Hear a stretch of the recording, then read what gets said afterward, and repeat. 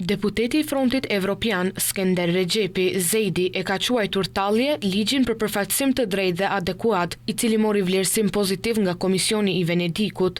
Ai gjatë emisionit Debat në Shenja tha se edhe vetë Komisioni i Venedikut ka thënë se ligji ishte i mirë, por jo përmbajtësor. Sipas tij bëhet fjalë për një propozim ligj të turpshëm me 11 pika nga të cilat gati se asnjëherë nuk është obligative dhe nuk ka asnjë lloj mekanizëm me të cilën do të jetësohet e njëjta në praktik. Vlerësimi i tyre nuk është i yni.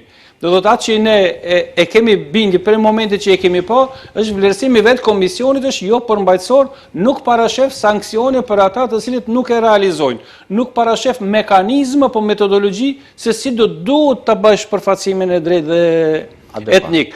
Sa i përket përdorimit të gjuhës shqipe në kuvent, Zejdi tha se në çdo seancë në kuvent dokumentet vijnë vetëm në gjuhën maqedonase, duke akuzuar se kjo bëhet me qëllim derisa ata të merren me gjuhën shqipe, të mund të kalojnë të gjitha projektet tjera që i tangojnë shqiptarët pa analizuar përmbajtjen. Po megjithatë, fatkeqësisht aty nuk është kryetar kuvendi ai, është kryetar kuvendi koordinatori i VMRO-s, i cili në vazhdimsi ja jep instruksionet si duhet veproj, kur duhet të reagojë dhe çfarë duhet të reagojë. Kështu ne jemi dëshmitar që është turpshëm të shefsh një pozitë tillë ku kryetari i kuvendit merr instruksione nga kryetari i grupit parlamentar, një partie politike, të cilët në bazë të cilive edhe reagon edhe funksionon në kuvend.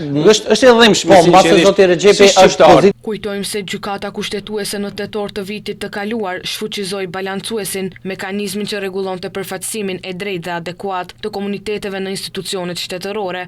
Pas kësaj, qeveria përpiloi ligj të ri për përfaqësimin e drejtë, të cilin e dërgoi për mendim në Komisionin e Venedikut. Ndërkaq kushtetuesi apo ashtu filloi vitin e kaluar procedurë për vlerësimin e kushtetueshmërisë së ligjit për përdorimin e gjuhëve, por seanca për këtë lëndë është prolonguar disa herë.